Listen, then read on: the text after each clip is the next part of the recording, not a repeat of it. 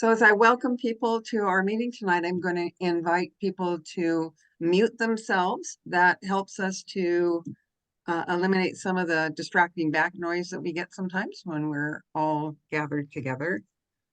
So welcome everyone to our January meeting of the Oak Grove Community Council. It's nice to see everybody this year. We haven't met since last year, so it's good to have you all here. We're going to take a couple of minutes just to introduce people. I'm going to start with the board, and we'll invite people to say their name and approximately where you live in the Oak Grove community. So my name is Valerie Chapman. I'm the chair, and I live on Evergreen Street, a block from the trolley trail. Mark.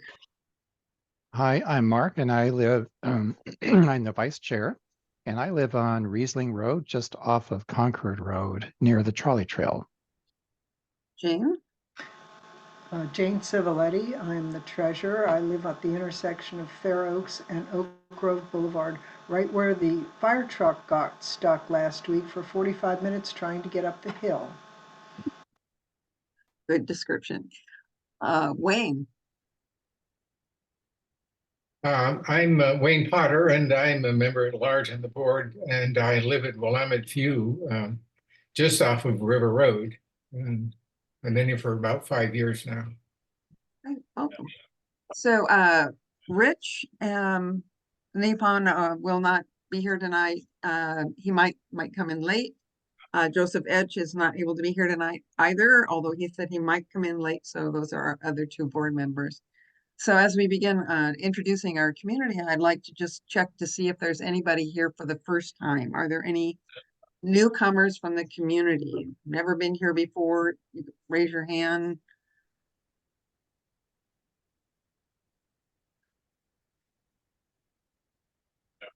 Don't see anyone. Okay, well, let's just go ahead and introduce people that are here. Marilyn. Marilyn Gottschall. I live at Rose Villa. Welcome. Cindy. I'm Cindy Brown. I live at Rose Villa also. Joyce. Joyce Johnson, and I live by Rex Putnam High School on Gordon. Anita. Hi, I'm Anita Blackmar on Fair Oaks Avenue, and this is long overdue, Valerie. I want to thank you so much for steering this OGCC. And welcome to you for being here tonight. Tom. Tom Hogan on Oldfield Road between Thiessen and Concord. It just says Kruger, so I don't have your first name there, so I hope you give it. Roy Kruger. I live at Willamette View. Is that Mike, did you say? It's Roy. Roy Kruger. Thank you. Welcome. Great. Greg Wennison, live on Oak Grove Boulevard between Fair Oaks and Laurie. Welcome.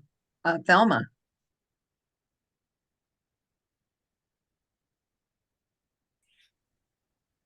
Thelma Hagen Miller. I live off of Concord, just south on Westview. Welcome. And the Hammonds. Jolene and Tom Hammond. We live on Viewcrest. Welcome. Carolyn. Carolyn Stuckey. I live on Chestnut, the west side of McLaughlin, not far from town. Okay, welcome. Pam. I'm Pam Horan. I live at Rose Villa. Welcome. Ben. Hi there, I'm Ben Cheney. I live on Briggs. Welcome. Fumi. Hello, my name is Fumi. I live off the trolley trail in Torbank. Welcome. Dave. Dave Toback. I live at Rose Villa. Welcome. Daniel. Daniel Dyer Greenside. I live up north, right near the Mac station. Okay, in my neighborhood. Sue. Sue Conahan at Parkview Circle and River Road. The next person, and as I'm going down this line, is Gwen, who happens to be my husband, whose sound system is not working right. He's here, but I can't be heard. Although I could hear something. Yeah, it's not coming through, but anyway, we're glad you're here tonight. Jean Coberly, Yeah, Jean Coberly, I live at Rose Villa. welcome. Karen, Karen Oberding, I live on Mulberry, just off River Road. okay. And then we have two guests who are presenters who are with us tonight, Bernadette Lee and Alex Gilbertson, and I'm going to let them introduce themselves at the time when they're doing their presentation. So good to have you both with us tonight. So with that, let's do some officers report. Jane, do we have a treasurer's report tonight? Yes, we do, Valerie. Since our last meeting, which the Treasury stood at 34 cents short of $1,800, we received a check from the Historic Downtown Oak Grove Group, and that was for paying for a large portion of their share of the storage space that we're using at public storage spaces in conjunction with them. The check was for $342. Shortly after that, I took that check to the Oak Grove storage, or to the storage space on McLaughlin for $342.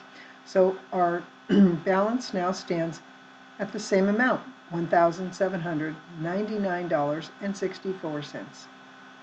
Again, any donations to our cause are welcomed, but Valerie has another item regarding that. Thank you, Jane. I'm not sure what other item you're talking about. Oh, the 5013C, which is not quite up and running yet, but Yeah, but that's a separate organization. So that, okay, that's a different one. Thank you. Okay. I see that Rich is coming in just now, but just so he can get up to speed, I'm gonna go ahead and ask if you had a chance to look at the minutes from our December meeting, and if you have any other corrections.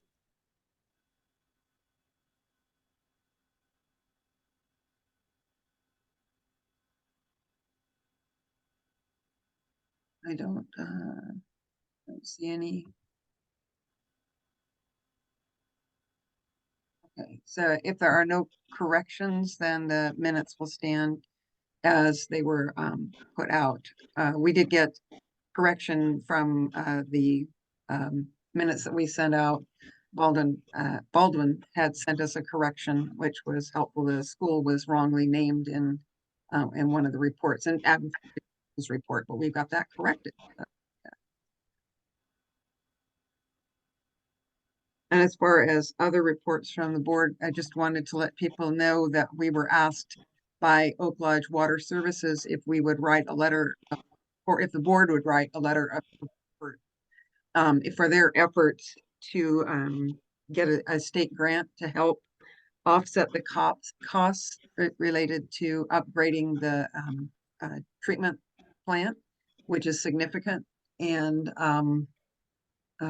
so we did write that letter, and so to help them as they're reaching out for that grant. Didn't seem like anyone would disagree with the idea of having some funding to help offset the cost of that. So that was the one other bit of work that the board did in between our meetings.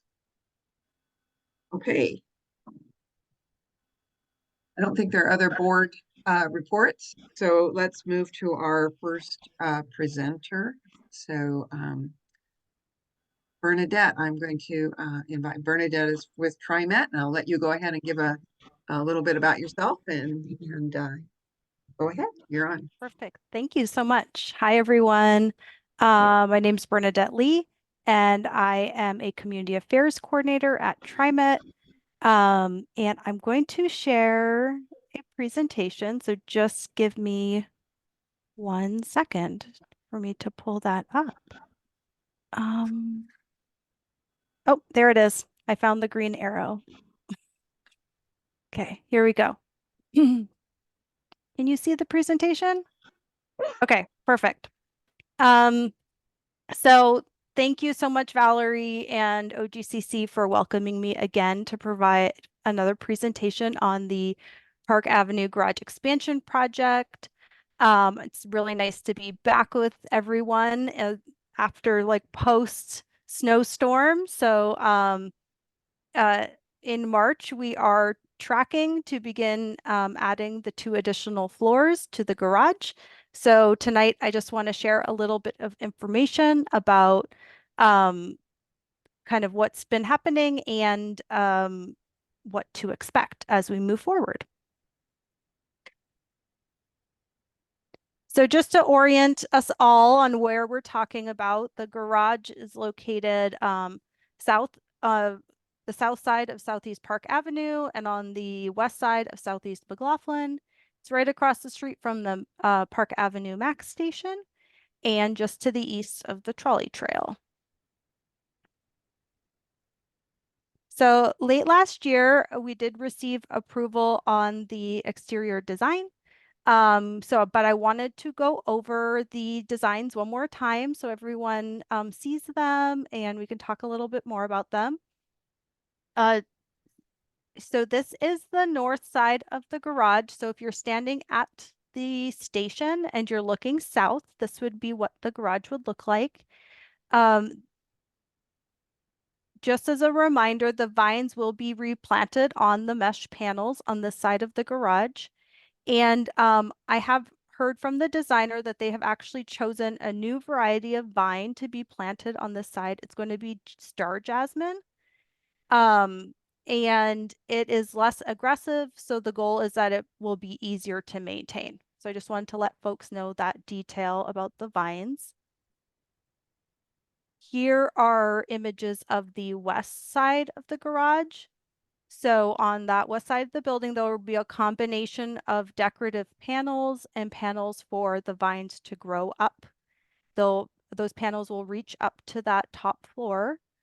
And the picture on the right is shows the decorative panel and what it would look like if you're standing in the garage and you're looking out. So there is a reed pattern that will be perforated into the panel. And that design was chosen because it reflected some of those other kind of design elements that had come up and were incorporated from that initial design stage. So you'll see kind of the reeds being integrated into that pattern as well. Here again is the image of the design from the south and east sides of the garage.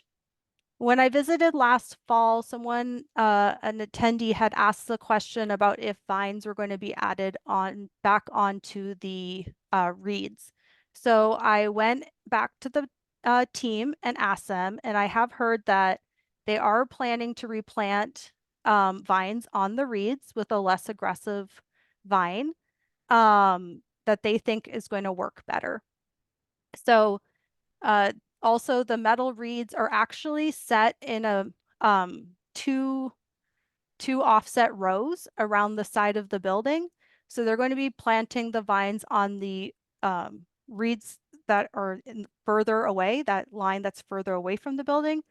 So the goal is kind of the combination of the new vine species and having a little bit more distance between the building and the vine will address the safety and maintenance issues that came up in the past while still adding some more greenery to the side of the building. So I want to loop back and provide that information since that was asked during that last meeting that I was at. So here is our current schedule. We applied for the land use permit and heard back from the county late last year that it was approved with some conditions, mostly about kind of construction details, which is pretty normal for this process. Our team has now submitted the building permits application, so we're going through that process. We are, as I mentioned, we're tracking to start construction in March. And this project is expected to take about 11 months, with us ending somewhere around spring of 2025.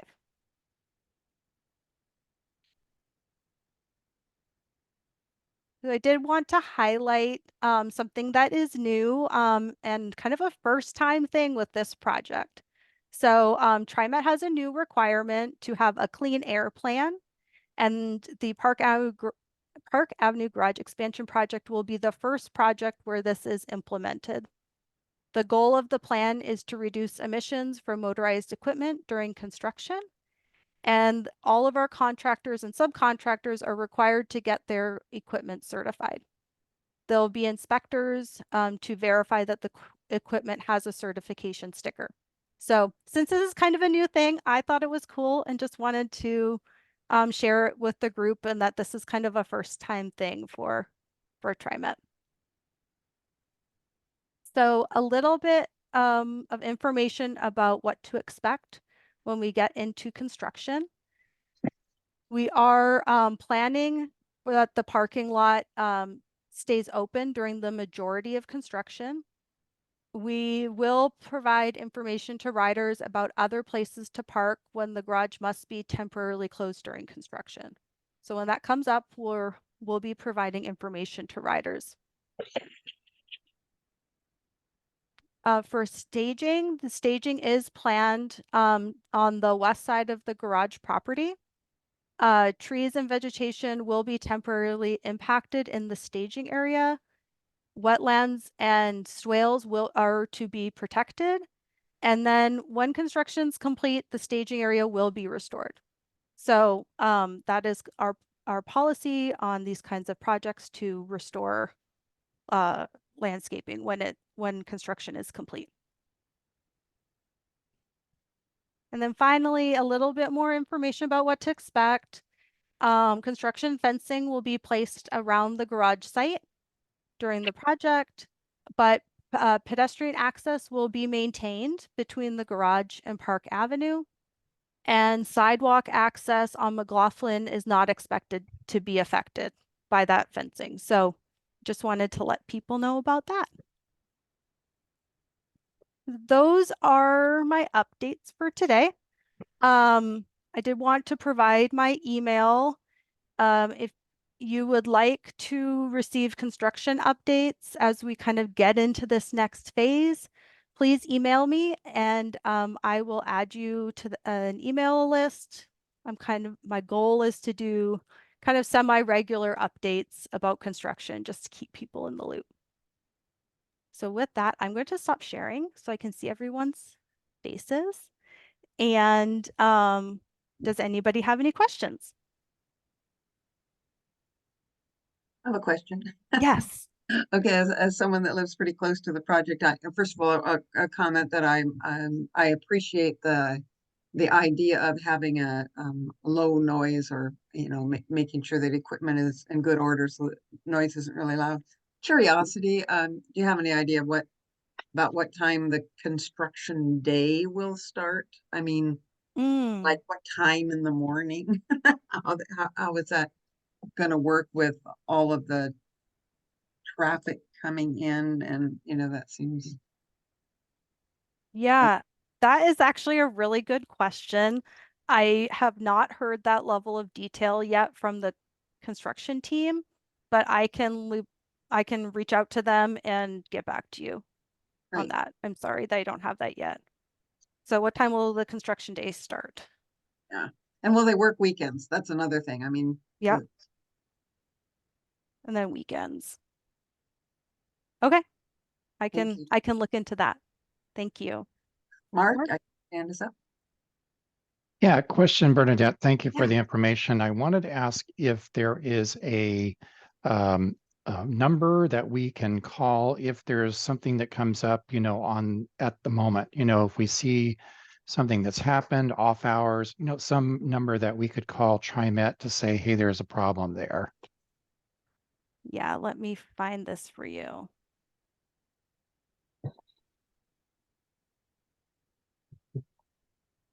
Okay, so you can, during the workday, you can call, I'll say it out loud, but then I'll also put it in the chat. 503-962-2150. That's the community affairs phone number. if there's a construction emergency, there is a kind of a 24-hour phone number, which is 503-962-2222. And once again, I will put that in the chat for everyone. But those are great ways of getting a hold of me. And I am here and available to respond to concerns whenever they come up. So please reach out to me and let me know. Any All other, right, thank you, Bernadette. Of course. any other questions for Bernadette while she's here? All right. Well, thank you very much for. Thank you, everyone. Have a good rest of your evening. I know you've got kids, so you don't want to hang out with us, but you're welcome to stay if you'd like. I'll say a few minutes and make sure I get that information in the chat. And then please, if anyone has any follow-up questions later, feel free to email me. Okay, thank you. All right, our next presenter is Alex Gilbertson, who's with NCPRD. And I'll let you do a full introduction of yourself. We're glad to see you. Sorry we missed you the last month, but grateful that you're here tonight. And I did make you a co-host, so you should be able to share. Okay, I'm going to share now. Does that look good to everybody? I'm going to do the slideshow from the beginning.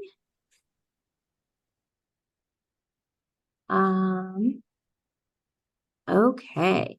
Well, hi everybody. Thank you for having me at your meeting. And my name is Alex Gilbertson. I am a landscape architect and principal planner with North Clackamas Parks and Rec District. And Mark invited me to share with you the work that I did for the trolley trail. Trail users have expressed safety concerns in the past, and NCPRD really wanted to find out if this was, if it was a perception or if there was data to support these concerns. So in February of 23, we contracted with Alta Planning and Design to develop a safety audit for the trolley trail. So tonight I'm going to really cover just a very brief project background, go over some of the key objectives, go over the safety audit process, and highlight some of what the key findings were, as well as some recommendations. Just quickly, the trolley trail, as you probably are all aware, is a 6-mile multi-use path that was developed in 2012. It is a partnership that involved a lot of people, residents, community groups, agencies, and NCPRD partnered with Metro to purchase the trolley trail right-of-way in 2001. The goal of this project, you can see on the map here, was to evaluate the safety of the trolley trail from the south end of Southeast Washington Street at Milwaukee Bay Park in Milwaukee, all the way to Glen Echo Avenue in Gladstone. Alex, I don't think your slides are moving. Oh, they're not? No, we're just still seeing the trolley trail safety audit summary page. Oh, let me stop sharing and try to reshare. I'm not sure what is happening. Maybe it's because I'm trying to do a slideshow presentation. Let's try it again.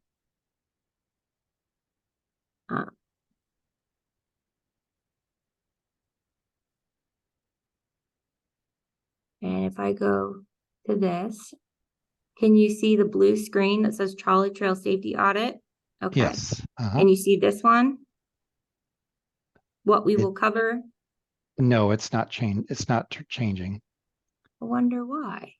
We did see it briefly when you when you put it on again. We saw the second slide briefly.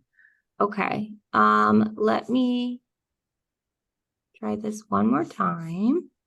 Sorry about this. I don't know what is happening. Well, it's Zoom, that happens. It's Zoom.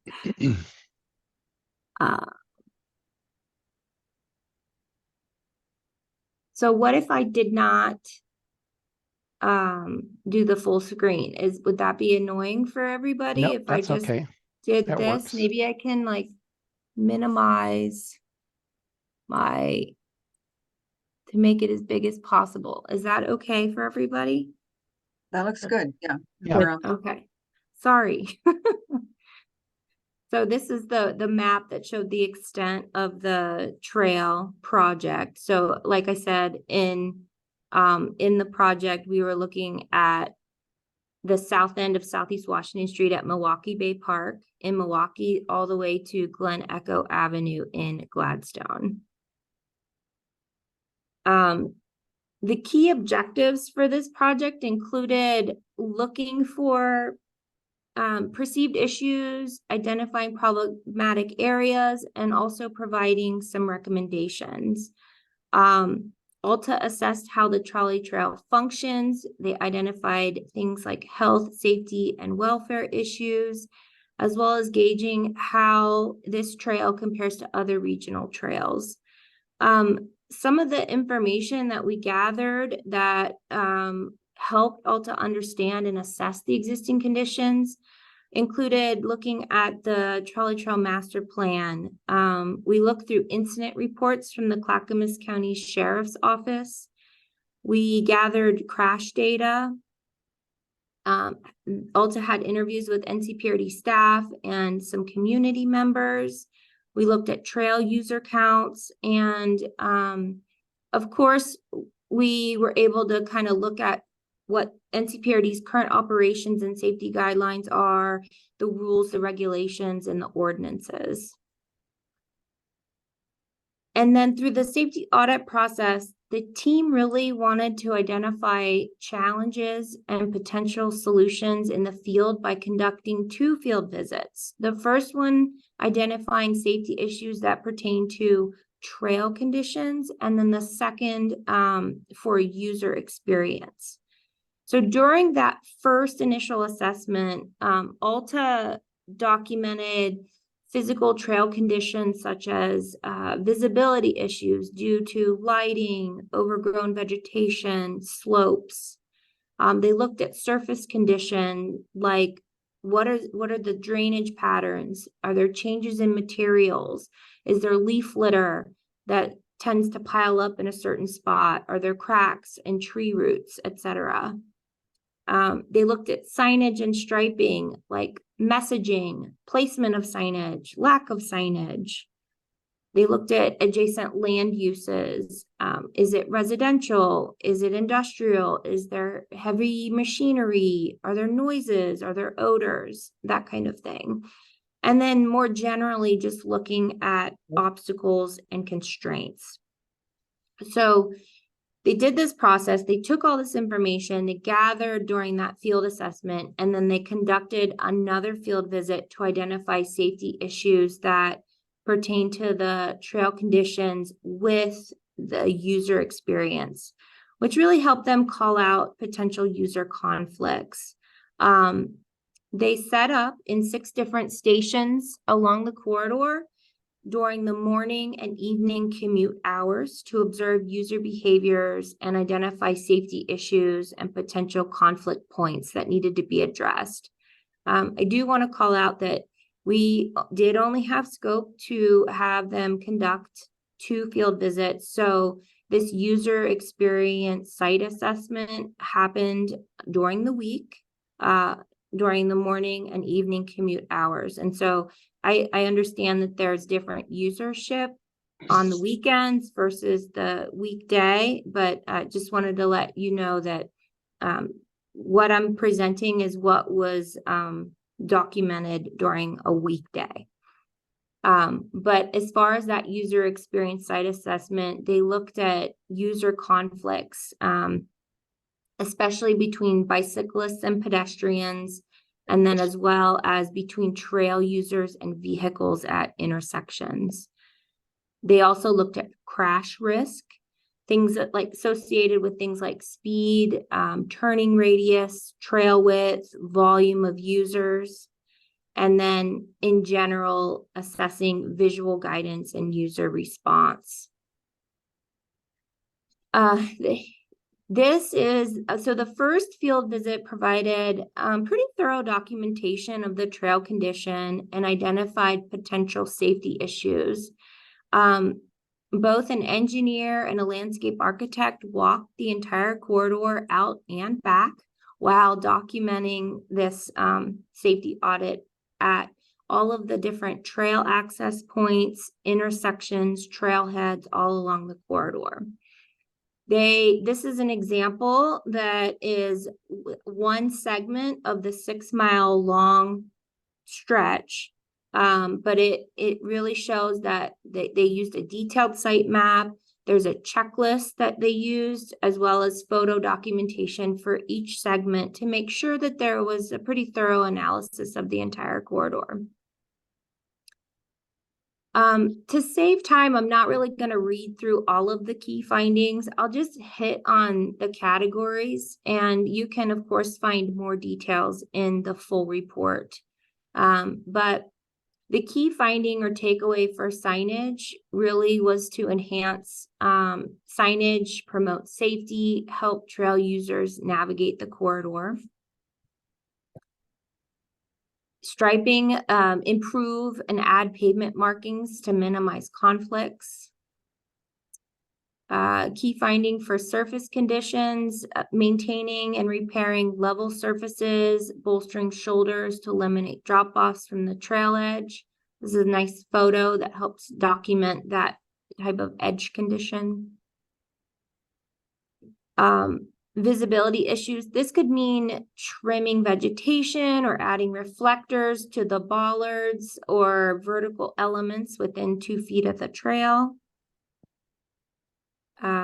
Adjacent land uses. This could mean adding landscaping or creating some type of visual buffer between the trail and the adjacent industrial uses or busy roads. And this photo shows a location along the trail where curb stops could really help prevent parked cars from overhanging onto the sidewalk.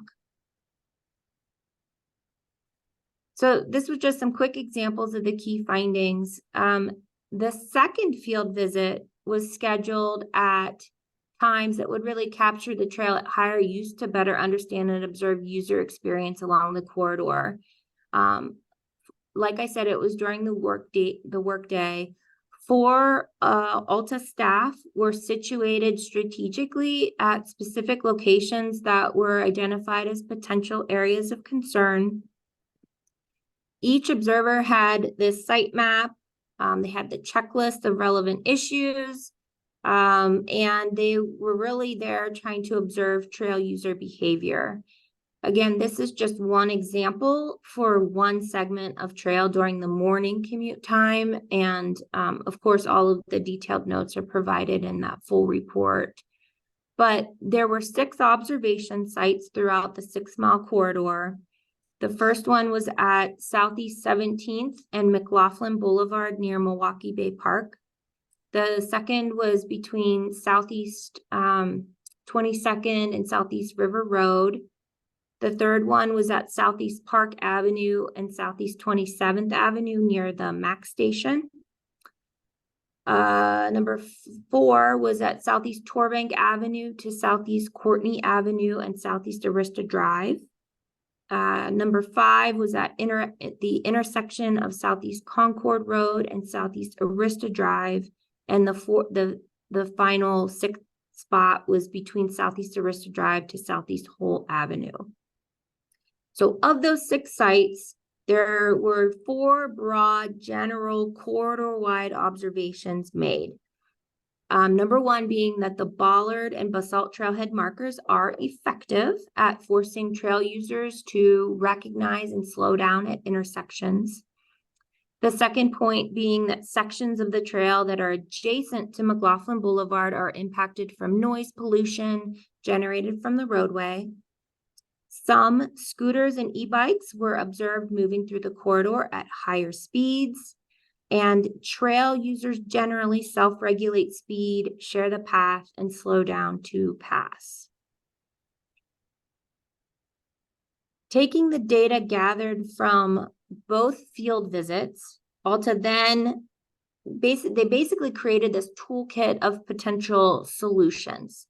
And this toolkit includes safety improvement options that respond directly to the specific safety issues and conditions that they observed during their safety audit process. And so the way that it's organized is in these broad categories: signage, striping and pavement markings, maintenance and operations, looking at rolling out a safety campaign, and providing solutions for surface treatments. So here's an example of a trail recommendation for segment 21 that's on Southeast Arista Drive. Each segment of the corridor includes priority recommendations, which are listed here. With these improvements are not necessarily within the trail right of way. So for example, adding pavement markings, which is the number 5 here, adding pavement markings on Arista Drive would require coordination with Clackamas County. I'll also add that even though Alta did call out some things to be remedied, they call it like graffiti removal, for example. And our NCPRD maintenance has and continues to work on things as part of their routine maintenance and requests. So like I said, graffiti removal, trimming vegetation, maintaining shoulders, as well as last year painting fog lines along that 6-mile stretch. Because there has been some concern about the speed of bikers, I wanted to specifically call attention to this. Based on the data collected and observations made during the safety audit process, Alta does not recommend chicanes or speed humps along the trolley trail. Again, I'll note that this audit was not conducted during a weekend, high use summer weekend day. And so just keep that in mind as we go through this. But based on the safety audit process and the observations that were made during their site observations, they're not recommending speed control measures at this time. In areas that users are not self-regulating speed, they're recommending if there's a way that we could provide additional width or separation in some of those key areas to manage the path users that are traveling at different speeds. If that isn't possible, the second recommendation is to introduce a safety campaign to help promote safe speeds and improved user behavior along the shared use path. And this is just a photo of an example at the Atlanta Beltline that says "Easy, we're not giving out trophies" as part of their safety campaign. To conclude, Alta worked as an independent professional looking for perceived issues and really trying to identify which things were problematic and providing recommendations. Of course, there are areas for improvement, but the data from the safety audit confirms that the trolley trail really is a well-loved, well-used, safe, and enjoyable trail. The link that you see there is the full report can be found on our website. I'll read that out loud: ncprd.com/parks/trolley-trail. If you click on that link and you scroll to the bottom of the page, you'll be able to access the full report. As I had mentioned, we had remedied quite a few things thanks to our maintenance crew. But it would be appropriate to take feedback from this report and feed it into our upcoming system plan and trail network planning processes. Right now, we are holding off on making significant improvements to this plan because we want to complete the high level work and help prioritize it with all of the needs of the district. I will note that in July of 23, so a couple months ago, NCPRD was awarded a $300,000 ODOT Transportation Growth Management Grant to advance the high-level work on the trails to be completed during our upcoming system planning process. And this scope would help us develop recommendations to prioritize trail projects, provide specific alignments, develop some design guidelines and policy, funding recommendations, sort of the whole gamut of trails planning. And we're really excited that we got that grant. This trolley trail safety audit is sort of a precursor to that more detailed trails planning work. My colleague, Erin Rayom, is leading the system planning and trail planning work. I understand that I think she is meeting with Valerie soon to figure out calendars and engagement with this CPO, because we want this community group to be able to be a stakeholder and engage in that process. Sorry, that was very long-winded to say, but let me stop sharing my screen so I can see if there are any questions.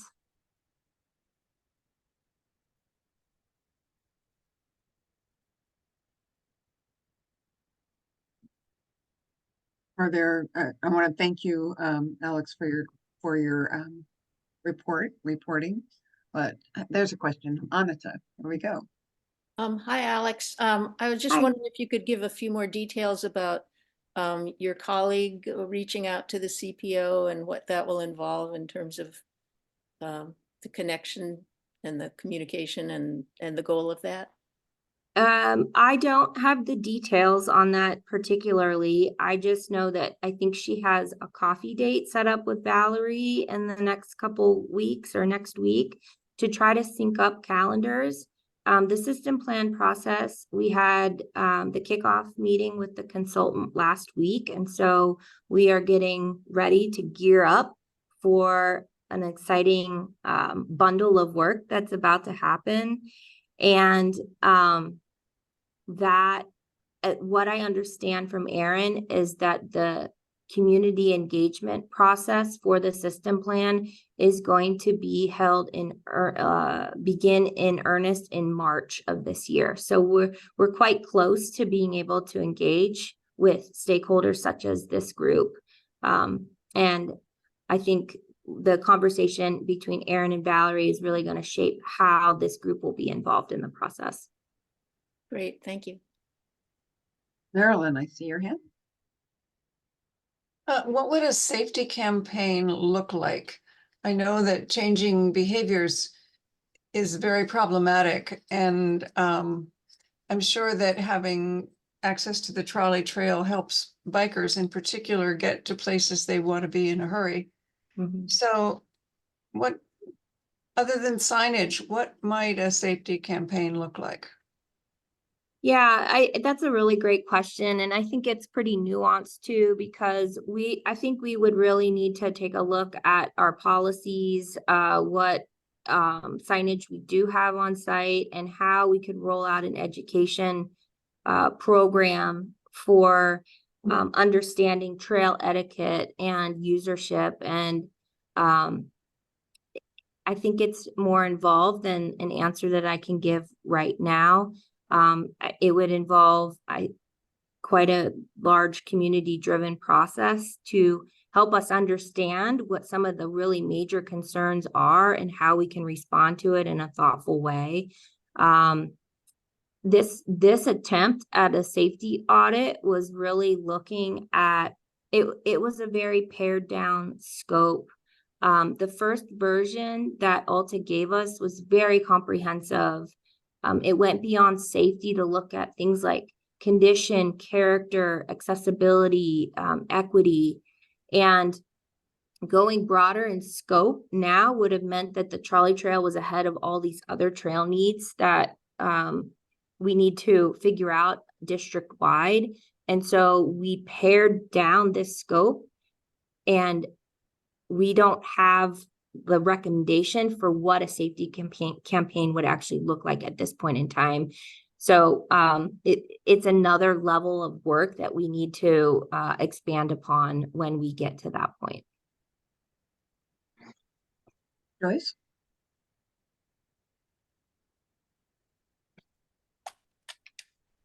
I really enjoyed hearing all the details about that because I used to use the trolley trail a lot. And it was nice to hear that the etiquette signs are going to be moved down. That's like been long needed. I'm wondering about the 300,000 that ODOT has, the grant that you were talking about. Could you talk a little bit more about that? Is that going to be spread throughout the county to county parks, trails? Tell me some more details if you could. So it's a transportation growth management grant to help us advance the high level work on trails, to help us provide implementable trail solutions within the NCPRD district boundaries.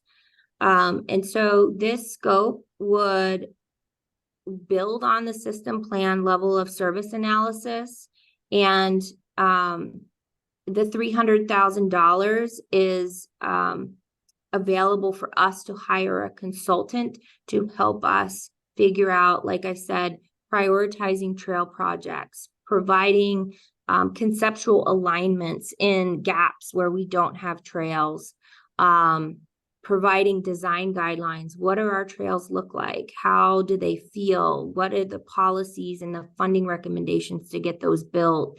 And it would all be done through a community-driven process. Because it is administered through ODOT, the timing is a little bit more expanded than I think maybe we would like. So we kicked off the system plan last week, and we're thinking that the community engagement process would begin for the system plan in March. It's my understanding that the Trails Network planning process will begin in spring, summer of 25. And so the system plan will really be able to help inform this Trails Network plan because it's going to be coming on the heels of that, or on the tail end of it. So I thought it was money towards doing some improvements, but what I hear you saying is it's to hire a consultant to look at all the systems of the trails and do some planning. Yes, that's correct. Okay, thank you. Yes. Mark? Yes, hi, Alex. Thanks again for making the presentation. I You're appreciate welcome. you doing that. I wanted to ask you if there are any of the improvements or recommendations in the report that are being included in this year's budget. Oh, that's a good question. I'll have to get back to you on that because I don't have Kevin's budget figured out totally. And so may I get back to you with that question? Yes, great. Okay. Thank you. Yeah. Thelma? Thelma, there you go. Yeah, I had to unmute. Alex, one of the things that the Friends of the Trolley Trail discussed at their last meeting was an address to the high speed that the electric bikes are now using on the trail, and perhaps looking into signage on the trail similar to what they have along the highway, where they show what the speed is and then what you're going. And you've seen the signs along the highways, and was that ever discussed in any of this stuff? Actually, that was a comment or a topic that was brought up when I presented this presentation at the DAC a couple months ago. And I think it's a great idea. I think the challenge with that type of tactic is that NCPRD would not have a way to enforce or provide some sort of consequence for somebody that's going, quote, like faster than the typical speed limit. And so that was sort of the concern at the time. But it's something that I think we could talk more about as a group to figure out if that really is a measure that makes sense or not. But as far as my understanding, NCPRD doesn't have the authority to enforce that type of speed program, if you will. I belong to the regional trail system, and it wasn't necessarily the enforcement. It was just the idea that it would let these electric vehicles on the trail know that they're going faster than the recommended speed on the trail, not enforcement. Oh, I see. Okay. But that's actually a really good question. As someone that also is on the trails on a regular basis, my understanding when the trail first opened was that they would not have any motorized vehicles allowed on the trail. And I realized that electric bikes are squishy as far as motorized. But on the other hand, when you take pedestrians, people walking with children or walking their dog, and then you have vehicles that are heavier and they can go fast like that. And then we're told that a speed can't be enforced. Then I guess my question is, why are they allowed on the trail at all? Yeah, it's something that a lot of agencies are dealing with at this point, and trying to figure out what is the best way to handle this. I guess my response is that it is a multi-use path, and so it is a shared space that has to be shared with bikers and pedestrians, people rolling, people walking, and yeah, we just NCPRD's policy doesn't preclude e-bikes on the trail. And so yeah, it's a bigger nationwide conversation about how to handle this. I know, like when my previous position at Metro, we had the same topic of concern coming up because we have mountain biking trails where e-bikes are ripping up those trails so fast. And a lot of the concern about removing e-bikes from that trail system actually stems from them being a mobility device for certain people.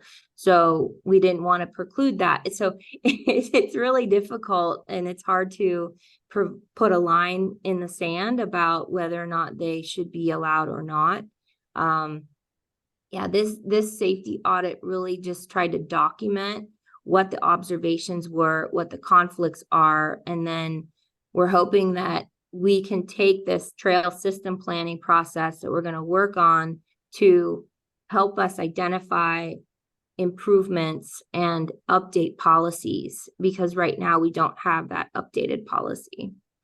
It's interesting, Alex, that we talk about mobility devices, but in my mind, that's completely different. We have different places where we say that dogs aren't allowed unless they are a service animal.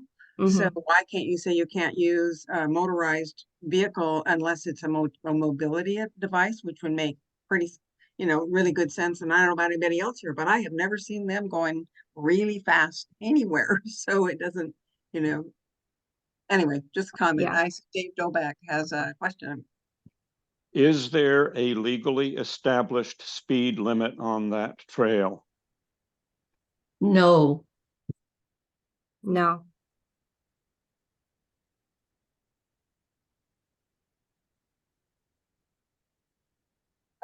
Wayne, you have a question? I was just curious when you talk about the trail system. I don't know anything about the extent of that. So in effect, we're looking at really competitiveness in terms of the number of trails or the miles of trails within this district. Do you have any way to define it for us? So if we were looking at long range plans, you know, where would the trolley trail fit into? Do we have 15 trails, 20 trails, 100? I don't have the number of trails off the top of my head. The trolley trail is the one and only multi-use regional trail within NCPRD's jurisdiction. And so a regional trail versus a soft surface natural trail, there is going to be different categories of trails. And so I can't really speak to how it's going to become prioritized because we haven't gone through the process yet. We haven't engaged with the community yet. But there are different categories of trails. The trolley trail happens to be the only multi-use regional trail in the system. Selma. Yeah, not only is it regional multi-use trail, when we were originally planning it back in 2001, when we started this whole thing, didn't have electric bikes then. You've got to realize that. But it was sold by the Friends of the Trolley Trail to the government entities that were working on it as a loop that connected us to other trails. So a 20-mile loop is the trolley trail to the trail that goes east. Can't think of the name of it. The Johnson Creek Trail that goes out. Springwater Trail out to I-205 and then the I-205 trail back to Gladstone where you pick back up on the trolley trail. And that's what we took to Metro, the regional government, when we were working on this. And now, of course, it also connects in Oregon City to the trails that they're putting in that will eventually go across the bridge and connect to the West Side Trail. So being a regional trail, it sets it apart from the other trails that are in North Clackamas Parks and Rec District. Alex, I wanted to point out there's some good comments that are going on in the chat. Part of which I guess I will summarize by saying people are talking about, you know, you don't want to exclude particular kinds of vehicles like e-bikes because mobility is important and there are people without cars, et cetera. We want to honor that behavior, but that the behavior, not the vehicle, should be, you know, monitored. Okay, and I guess that's my question. If there's no way for NCPRD, if there's no way to enforce anything, then essentially it's open to what anybody wants to do. How do you do that? Well, I think that rolling out a safety campaign to really help with education will be an effective way. What that looks like is still to be defined and the process figured out. But I think rolling out a safety campaign would prove to be quite effective. Maybe just because I heard another comment this morning, I'm going to share that with you. I'm talking with a group of people about safety on the trail. And people that only, that if you're walking on a road where there's fast moving vehicles, you know, your tendency is to walk so that you're facing traffic. So you would walk on the left side so you could face the traffic and see what's coming. That would be normative behavior on a busy, you know, busy place. But on the trolley trail, it's never been designed to be that busy. So people walk on the right side. But as it gets busier, that question comes up to people, should they be on the left side so they can see what's coming? And so I think a safety campaign, I hate to see us wait until all the trails are up to speed. I mean, that kind of sounded pretty ominous because this kind of a trail, as you say, is a one of a kind out here. And what happens here is going to, you know, set a precedent for the other trails. Yeah. Yeah, it's a good point. And like where we have width available, like striping would be something to help people like quote unquote stay in their lane. Providing maybe dashed fog line striping at driveways, just trying to highlight some of the potential user conflicts. That there's really quite a suite of toolkit of solutions within the full report that that could and need to be considered. And Mark, I'll get back to you on whether or not any of those are being considered in the next year's budget. Thelma, I thought I saw your hand. Did you have Yeah. another? Yeah, just a simple comment. One of the things that anybody can do is follow the North Clackamas Parks and Rec District Advisory Committee, because this is where the action is really taken place. Okay, thank you. Other thoughts or comments? Ben, you had some good comments going in the chat. Is there, I don't want to, is there anything you'd like to say, be able to speak your comments out loud? Oh, I mean, I guess overall, I would just say, this is a really excellent report to see, and I'm so glad that, the time and the effort and the, and the resources were invested to put this together. And I would be extremely happy to see, I'm sure, all of the recommendations, but yeah, I would just enforce that, or I would emphasize that, maintaining the ability for certain vehicles to access the trail with, respectful behavior is critical, if that's your only vehicle. If you want to get the bike type benefits from the trail, but you also want to be able to use the e-bikes in certain situations, you're not using two different bikes, right? You've got one that comes with you everywhere, and you either use it, in different ways to meet the conditions. Thanks. Thanks. Anyone else have a thought? I don't see any more hands. Thank you, Alex, for that report. And we will make sure, and thank you for putting the link so that we can send people to the full report. And we'll make sure that that's in our minutes so that people can find that. And Okay, I'll add it to the chat as well. Great, thank you so much. Okay. Thank you, everybody. Have a good evening. Ben, I see your hand. Oh, you're clapping. Yes, we're thanking her for her work she's got. Okay. We don't have a LUART report tonight. Joseph is not with us unless there's somebody from the LUART committee that has anything they feel needs to be reported here tonight. Okay, well, let's go on to our committee reports then.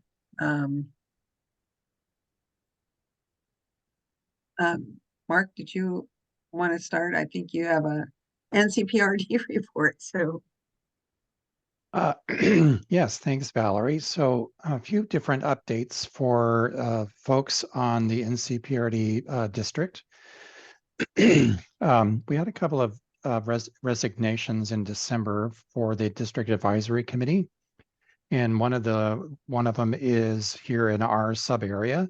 So there is an opening in our sub area for a district representative.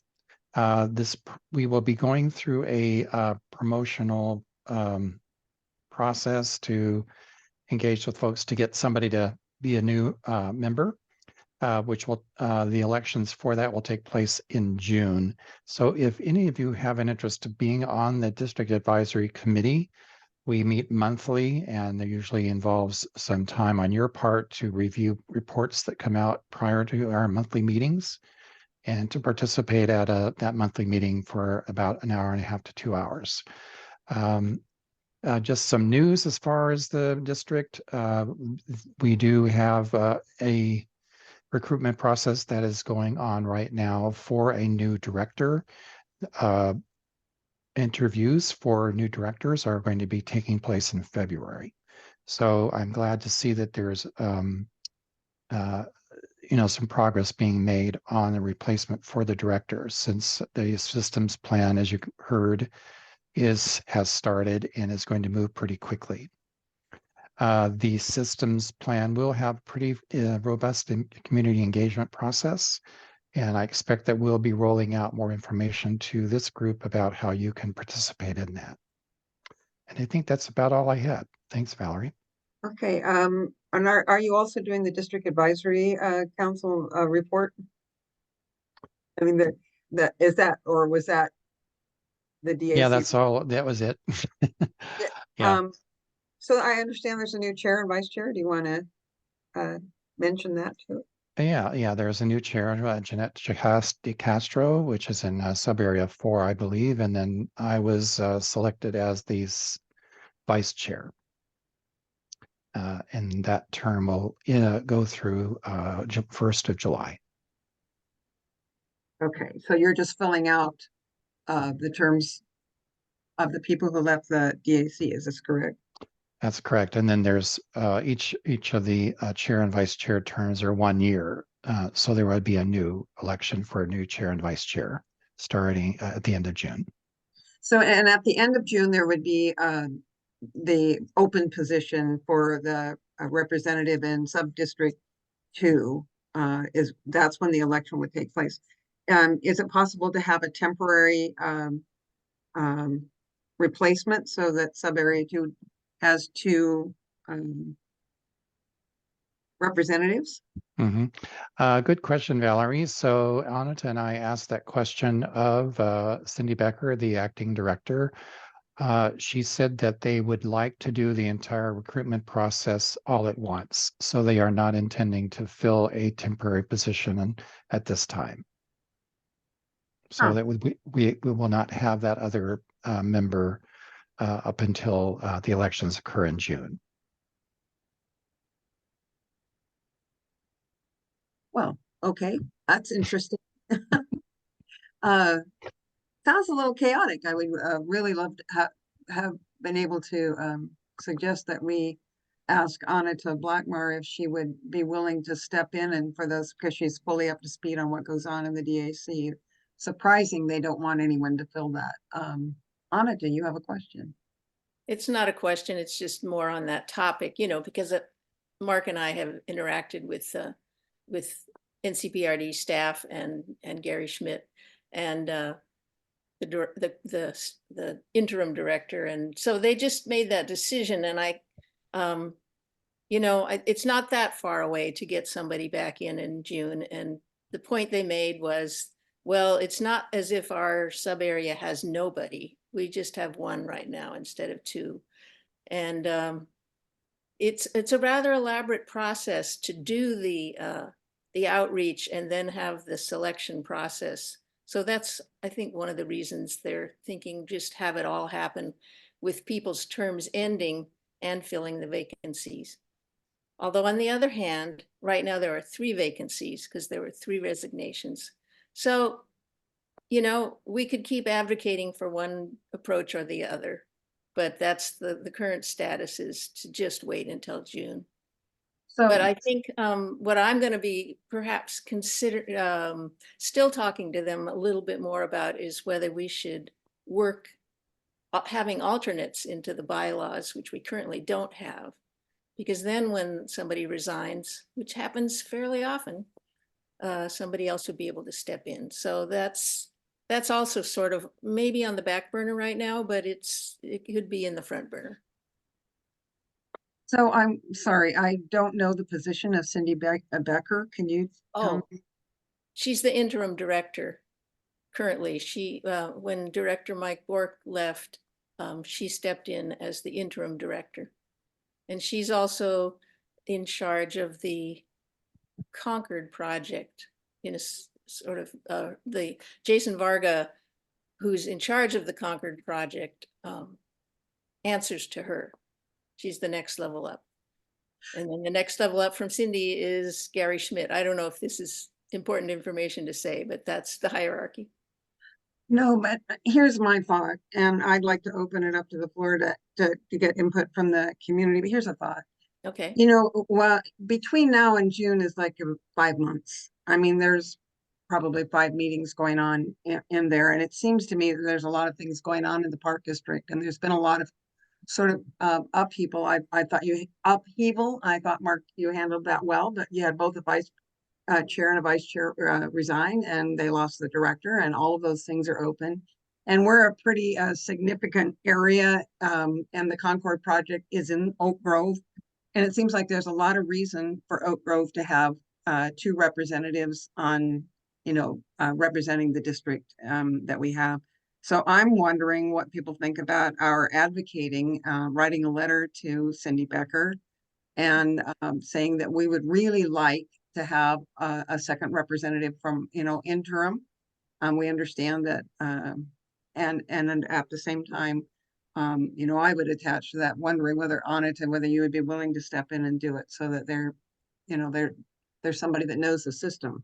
So I just want to open it up to the floor and see if there's any thoughts from people about that. I would be willing.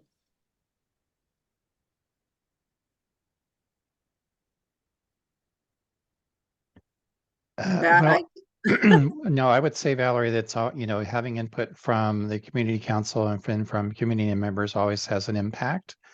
And I think there's a good reason, Ananta and I have discussed a good reason for us to have interim representation. So I would certainly welcome that as an option for us to write a letter. Joyce, you had a comment? I just want to say it sounds very appropriate, given the reasons that you just spoke about. I fully support that happening. Jane, I see you have a thumbs up.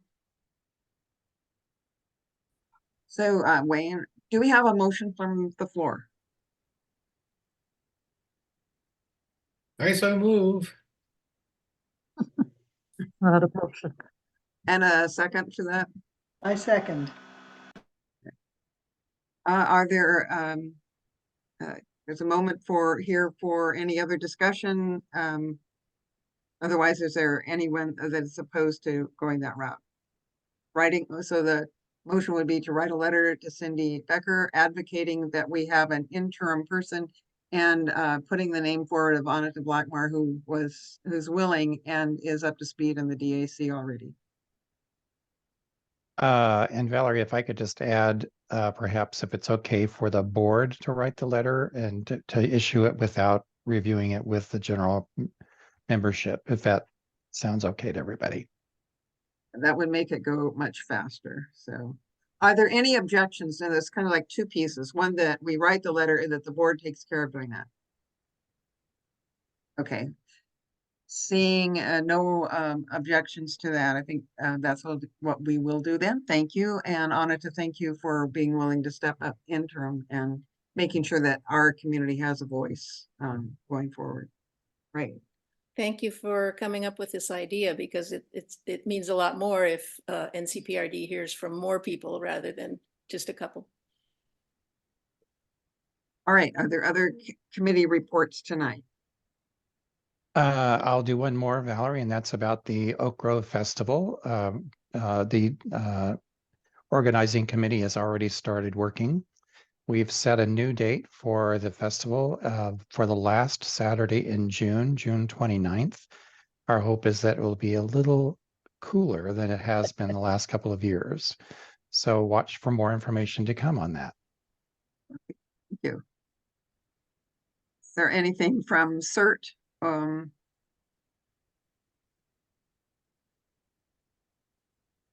No. Not really anything new. We're working with trying to get some training funds to actually train trainers who are certified in first aid and CPR, and then to be able to offer that to various neighborhoods and neighborhood groups at no cost. So for CPR AED training or for first aid training, and then if somebody wants an actual certification, they can pay, I think, $14 for a certificate or something like that. But this would be a way of pushing emergency preparedness and basically resilience into the neighborhoods. So just one of the things that we're working with Clackamas County Disaster Management and actually also with PDX Net, the Portland Net folks who have a number of different training programs we can work with. And you'll let us know when those training programs come up so that. Oh, most certainly. Thank you. Anita. Sort of related to this. At a previous meeting, I said I'd find out if I could about communities partnering with PGE to set up emergency power setups for storms like we just had. And I thought that they had done all that work in Milwaukee. So I checked in with their mayor, Lisa Beatty, and she said they had looked into it, but they had never completed it. And so I basically kind of ran into a dead end. But PGE does have an outreach arm if we ever wanted to look into that for emergency preparedness. And when I talked with them a long time ago, years ago, they said the sort of thing they might suggest is that maybe at the fire station and or Fred Meyer's, they would set up a whole wall of batteries that people could access in an emergency if they needed to charge things. So that's as far as that went. Okay, Anita, could you send me that information? Oh, I will. I'll do that, Greg. Okay, sure. And we have we've been working on putting on little power stations basically to power radios. A combination of solar and battery to power radios, but not for a larger setup. Yes, I'd be happy to send you what I know. Thank you. Okay. Other committee reports. I did I'll see if I can find a message that I got from Craig Van Valkenburg at Willamette View, saying that the crosswalk, I think, is they're preparing to actually do something. Wayne, can you? Well, I just heard today from Craig, we had a all community council meeting today, Q&A. And that was a question that came up, and he said somebody had bugged him and he finally asked them what's going on. And they did inform him that they have already are to the stage now where they have a contractor and they're beginning to move forward. So we're maybe looking at, who knows? I mean, he wouldn't give a final date. He said this has gone so long, so far that it's very confusing, but it is on track and nobody had ever informed him otherwise. And further than that, someone said, well, what does it look like? What will it be like? And he said that they weren't able to provide him with a description of what the crossroad would look like. Just so it's there, but who knows exactly what. And he wasn't willing to go farther. He said, I don't know. Who knows what they're going to come up with. So I just reread his email to me. So he's hoping that he will have more concrete information to come and speak next month at our February meeting. And for those of you who might not know what we're talking about, there has been long need for a safe crossing for folks from Willamette View crossing over Riverview, River Road. It's really clear to me the number of times I've crossed that road that there's still people that driving cars down there that don't recognize the fact there are crosswalks and ignore people that want to cross the road. And we've heard stories recently of people that have had accidents because of some of that. So it's and in addition to that, you may or may not know, but that the Willamette View is going to be constructing 10 duplex units east of River Road, which means that there will be 10 households of people from River Ridge that will necessitate crossing the road in order to come to the main campus. And we're looking at that within the next 2 years. And where will those be? Those will be across River Road, east of River Road, and it will be, I'm trying to remember what the cross streets are, but it encompasses almost 5 different lots. And that's only considered to be a phase 1 of a project for what will be called Heron Heights. Is that near where the store is, the River Well, Road? no, it'll actually be across from our health center on the campus. There's one main road in the middle of our campus that goes by our health center and the main plaza, which is where our administrative offices are located.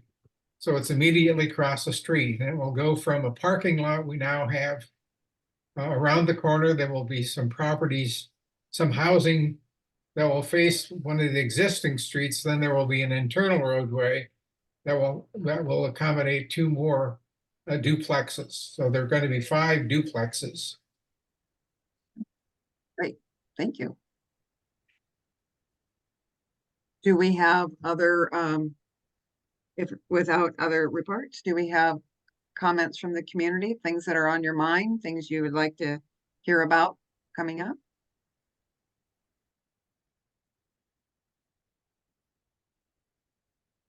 Joyce?